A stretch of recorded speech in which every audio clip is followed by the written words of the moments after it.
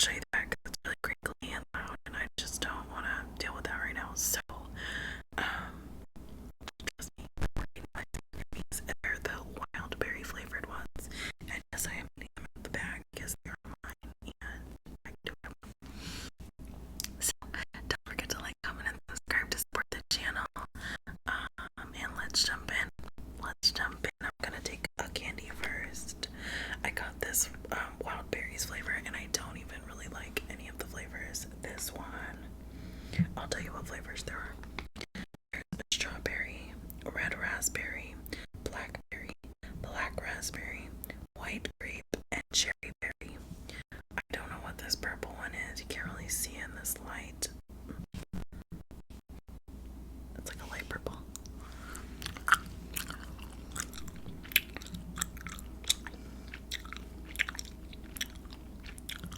I think it's like black raspberry.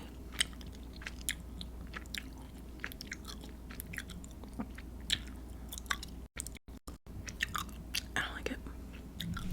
Alright, let's jump into the first story. This one is off of the Tinder stories forum, and it's titled "The Most Unusual First and Only Date." I finally met someone yesterday that I matched with a few weeks ago.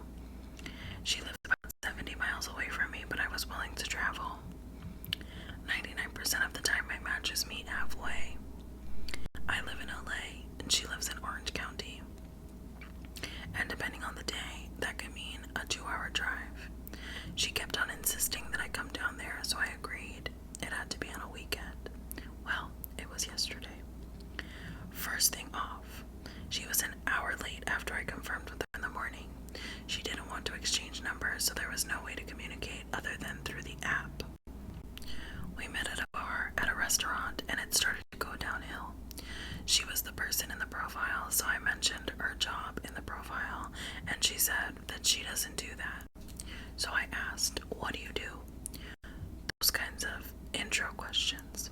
She rolled her eyes and said she's not there for entertainment. Oh boy, number 2. We finally strike a conversation and mention, why do men want to meet at coffee places? I don't drink coffee. I like drinking a drink or wine while talking. She mentioned that they can have an iced tea or bring their coffee over. I kept my mouth shut, seeing that some people like to meet in a safe place or perhaps might not like alcohol. Oh boy, number 3. Well, we sit there for exactly an hour and she goes, "Do you want to leave?" I got the hint before when she put on her jacket and clutched her purse. Keep in mind, it was in the 80s, high 80s, low 90s, and she was wearing a jacket. Oh boy, number 4. Well, we're walking back to the parking structures. This place has a number depending on what area you're shopping in. She stops at where I was parked, and she stops thinking that's where she was parked as well, which I mentioned. She said no, and she gives me a hug and says that she'll send me her contact information. I mentioned that I would walk her to the structure she's parked at, and she said no, and that she was polite to walk me to my structure. Oh boy, number 5. Well, an entire day goes by with no contact information. This morning, roughly 24 hours after meeting, she unmatched. No loss for me. I probably avoided major issues. I'm gonna go ahead and take a gummy before I comment on this. This one is definitely strawberry, and it's my favorite.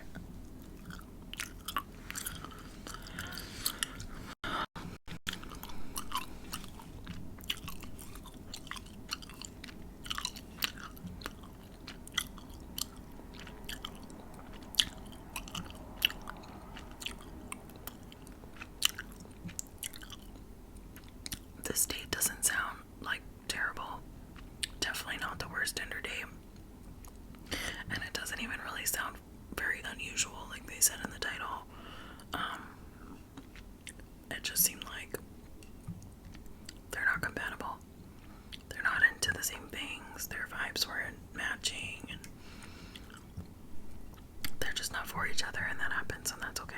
There's nothing wrong with that. I feel like maybe the guy is being a little bit harsh on the girl, but then again, I wasn't there, so maybe he is right to be that way. There's only 2 comments, so I'm just gonna read them both. Wow, just wow. I would have unmatched her when I got in my car. I had a match that after a few chats back and forth said yes to meeting. However, she wanted to meet at a 5-star restaurant where the average meal was $100. I said no, that I prefer somewhere without pressure, like yogurt or coffee shops where we could chat. She said she wants to start a relationship with a bang and keep it going that way. I said no again, and it won't work for me. She said she'd pay for her half. Again, I said no, and I wished her the best of luck finding someone. Her last reply was I could go to her birthday party at some other fancy place. I unmatched and figured I missed a bullet. Basically, there are all kinds of fish in the sea. Some are great, others are not. Just keep on fishing until you find the one to keep.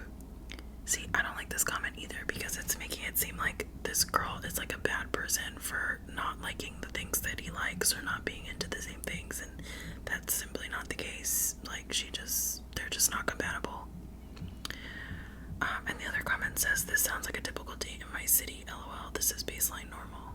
Yeah, like that's just regular. You're not going to be compatible with everybody. Yeah, there are plenty of fish in the sea.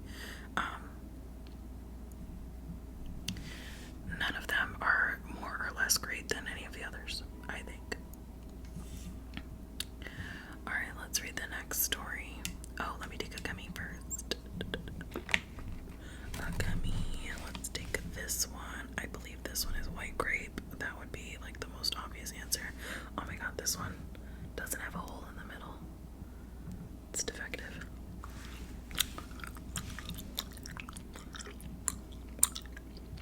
Yeah, white grape.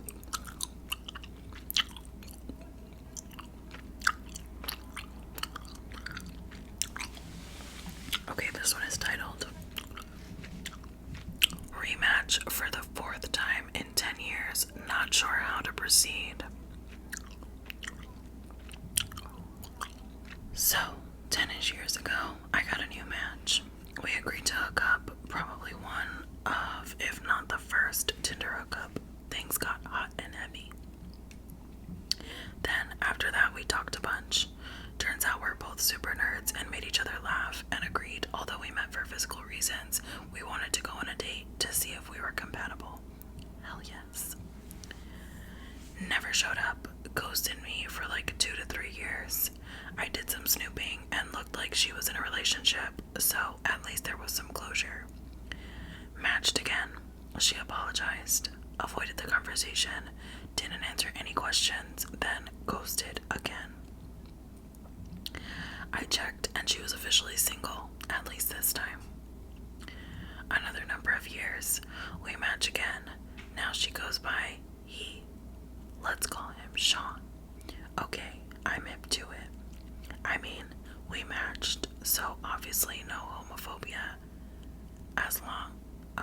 No homophobia. Ask how long they, this is another, they're very bad with punctuation. I mean, we matched, so obviously no homophobia. Asked how long they've been a guy, and they said that was offensive and triggering and blocked me / ghosted. Flash forward to a few weeks ago, matched again for the 4th time. Now they identify as they, she. WTF do I even say? This person's crazy, but obviously 10 years and still into it. Like, what are they hoping to gain? Why do they swipe right? Taking a candy for this one. And I've got another strawberry one.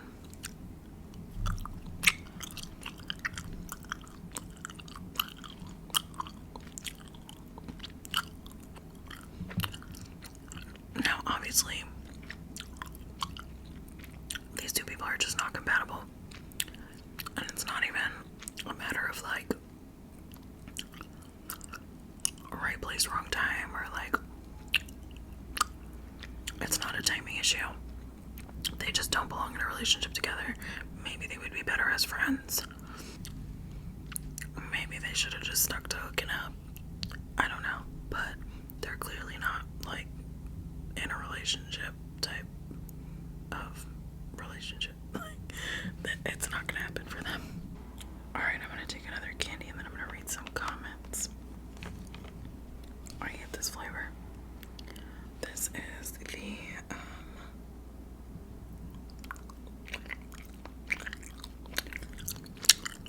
is it blackberry? I think it's blackberry. Okay, comment.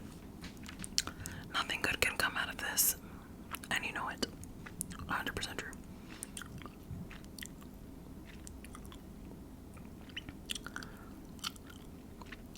That's a crazy story. I'm just wondering why you would even still be thinking about this person. You were also cool with girl into guy. Okay, so it's the 4th time now. And you want advice. There isn't any. You both scare me. Honestly, I don't think it has anything to do with the person's, like, how they identify with their pronouns. Like, they're just not compatible people. Alright, let's move on. I'm gonna read maybe 2 more. And these are gonna be from 2, maybe 3. And these are gonna be from a thread on the Tinder forum. Somebody asked, what's the worst Tinder date you've ever been on?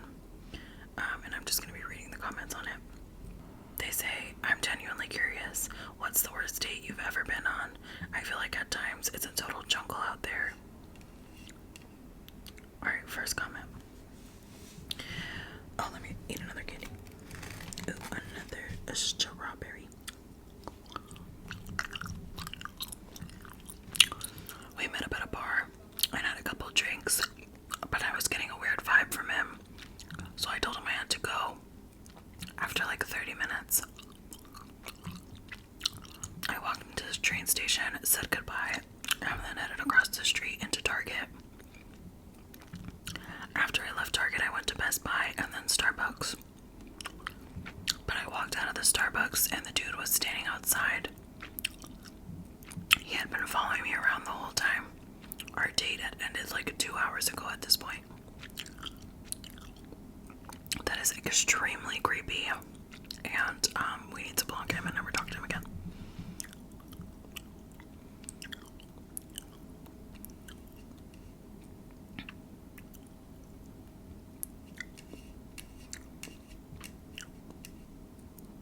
Okay, another story. But first, another gummy. And this one doesn't have a belly button either. I think this is another black raspberry. Okay. Made a date to meet at a local restaurant within walking distance. I get there and it's a guy who comes up to me with my name. I ask who he is and he says that he's my Tinder match's boyfriend.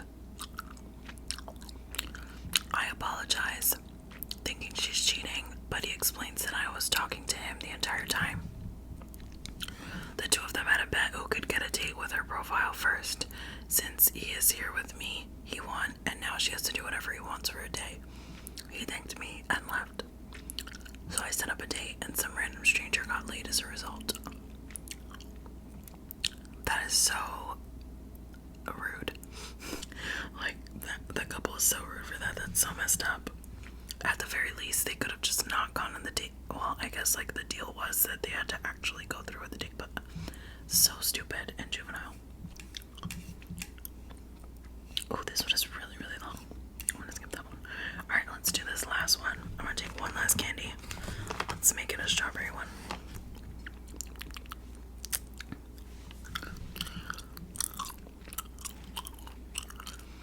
She said she went to AA because she liked the free coffee. I thought, haha, funny girl. She was not funny. Oh my god. I'm so sorry, y'all. This next part just made me choke. But they said she snorted meth during our date at a truly awful bar. I was traveling and she chose the spot. After that, I meant to take her back home, but her mother wouldn't let her back in. My date then took a piss on an alley.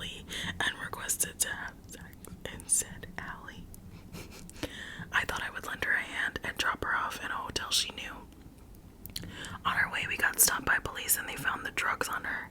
They split us up, and the officer told me he'd let me go if I dropped her off and bailed. That man saved my career and my life. Got to where I was staying around sunrise. And he won. That was a wild ride, and it was so short.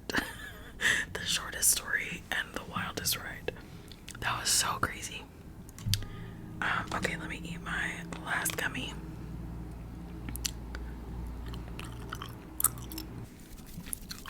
I hope y'all have enjoyed this video.